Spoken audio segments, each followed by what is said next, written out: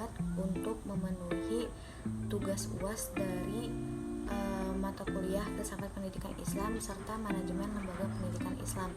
Baik, saya akan menjawab beberapa pertanyaan pada ujian akhir semester kali ini.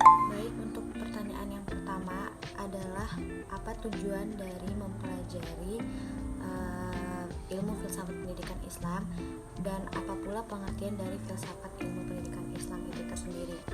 Baik, saya akan menjelaskan mengenai pengertian dari filsafat pendidikan Islam.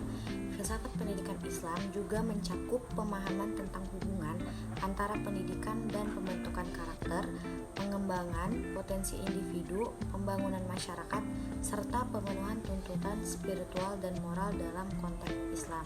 Pada tingkat yang lebih mendalam, filsafat pendidikan Islam melibatkan pemahaman tentang sumber-sumber ajaran Islam seperti Al-Quran, hadis, sejarah kehidupan Nabi Muhammad, dan pemikiran para cendekiawan Islam terdahulu.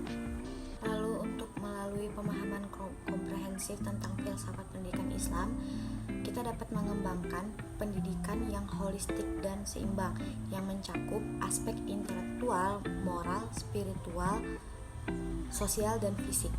Pemikiran dan pendekatan ini memungkinkan kita untuk menciptakan lingkungan pendidikan yang mendorong pengembangan individu yang berakhlak mulia, berwawasan luas, dan bertanggung jawab, yang siap untuk berkontribusi positif dalam masyarakat dan menghadapi tantangan zaman modern.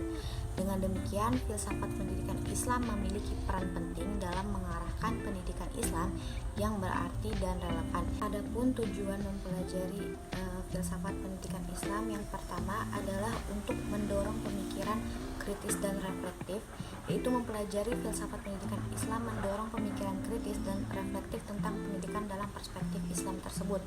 Ini melibatkan analisis mendalam terhadap isu-isu pendidikan kontemporer seperti kurikulum sekuler, teknologi pendidikan, inklusi, dan tantangan sosial lainnya. Lalu tujuannya yang kedua adalah untuk memperkuat identitas Muslim. Studi filsafat pendidikan Islam membantu memperkuat identitas Muslim dalam konteks pendidikan. Dengan mempelajari aspek filosofis Islam, kita dapat menghargai kontribusi Islam dalam pengembangan ilmu pengetahuan, pendidikan, dan peradaban. Lalu yang ketiga ada mengembangkan pemahaman mendalam tentang Islam.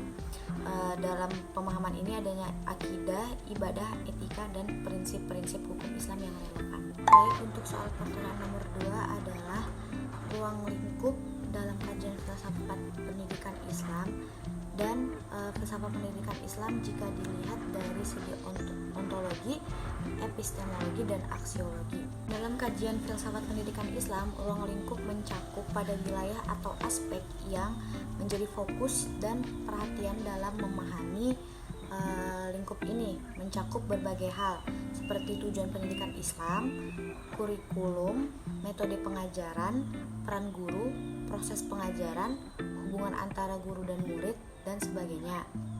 Lalu filsafat pendidikan ilmu jika dilihat dari segi ontologi, berarti filsafat pendidikan Islam berhubungan dengan pandangan tentang realistis dan eksistensi. Ontologi dalam konteks ini berbicara tentang pandangan tentang hakikat manusia, tujuan hidup, dan hubungan manusia dengan Tuhan. Dalam filsafat pendidikan Islam, ontologi menekankan bahwa manusia adalah makhluk yang memiliki hubungan langsung dengan Tuhan dan bahwa pendidikan harus mendorong manusia untuk mengenal dan beribadah kepada Tuhan. Sedangkan dari segi epistemologi, filsafat pendidikan Islam berhubungan dengan sumber pengetahuan dan cara memperoleh pengetahuan itu sendiri. Epistemologi dalam konteks ini berbicara tentang pemahaman tentang bagaimana manusia dapat mengakses pengetahuan dan kebenaran. Dalam filsafat pendidikan Islam, epistemologi menekankan pentingnya wahyu sebagai sumber utama pengetahuan. Wahyu melalui Al-Quran dan Sunnah dipandang sebagai sumber pengetahuan yang otoritatif. Lalu dalam segi aksiologi, filsafat pendidikan Islam berhubungan dengan nilai-nilai dan tujuan moral yang dikejar dalam pendidikan. Aksiologi dalam konteks ini berbicara tentang penilaian tentang apa yang dianggap baik, benar, dan bernilai dalam pendidikan Islam. Dalam filsafat pendidikan Islam, aksiologi menekankan pentingnya nilai-nilai Islam seperti keadilan, kesetaraan, etika, kebaikan, kebenaran, dan lain-lain. Baik, untuk soal dari pertanyaan nomor 3 adalah bagaimana pandangan Anda mengenai filsafat pendidikan Islam dalam membentuk para peserta didik dengan nilai religiusitas seperti yang diajarkan dalam konsep Islam. Baik, untuk jawaban dari pertanyaan ini adalah sebaiknya sebelumnya kita harus memahami beberapa aspek penting dalam filsafat pendidikan Islam yang berperan dalam membentuk peserta didik dengan nilai religiusitas adalah sebagai berikut. Yang pertama yaitu ada tauhid. Dengan adanya pembelajaran tauhid ini akan membentuk sikap takwa dan pengabdian yang tulus kepada Allah. Lalu yang kedua ada Al-Quran dan Sunnah.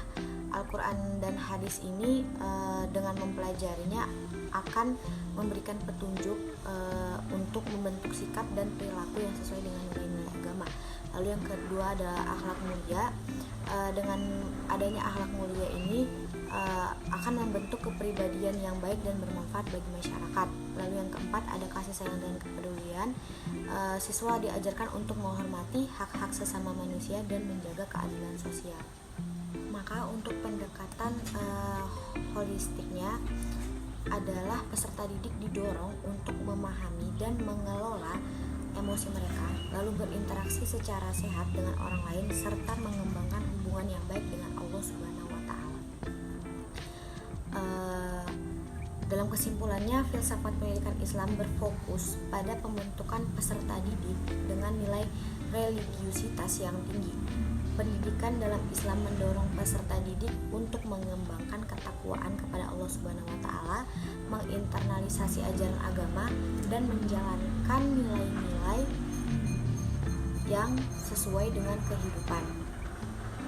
Dengan pendekatan holistik dan pendekatan agama Islam bertujuan untuk membentuk individu yang berperilaku baik, memiliki kepribadian yang baik, dan berkontribusi positif dalam masyarakat. Pertanyaan nomor 4 adalah, menurut pandangan Anda, bagaimana sikap seorang pendidik dalam mengaktualisasikan nilai yang terkandung dalam agama yang bisa mengantisipasi pengaruh negatif dan pengkultusan dan fanatisme?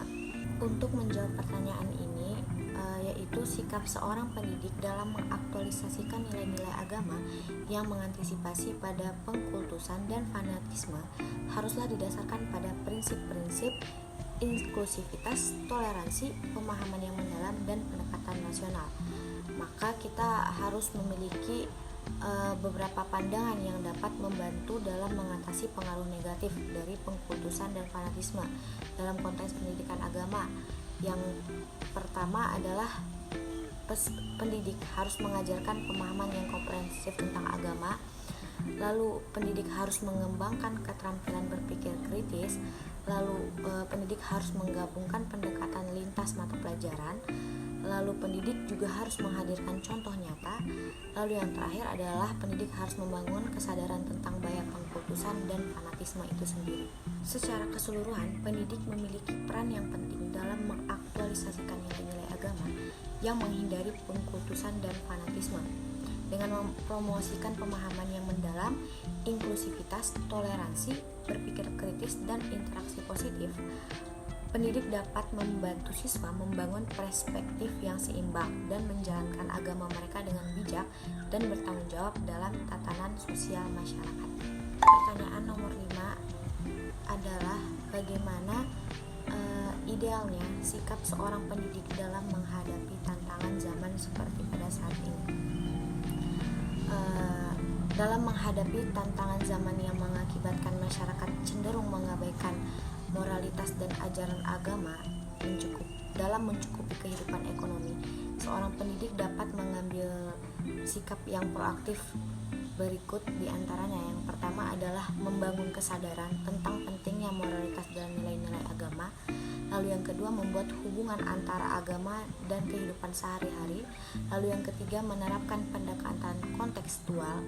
Lalu yang keempat, mengintegrasikan keterampilan keuangan dan keberlanjutan. Yang kelima, memfasilitasi diskusi dan refleksi kritis. Lalu yang terakhir adalah menjalin kemitraan dengan keluarga dan masyarakat.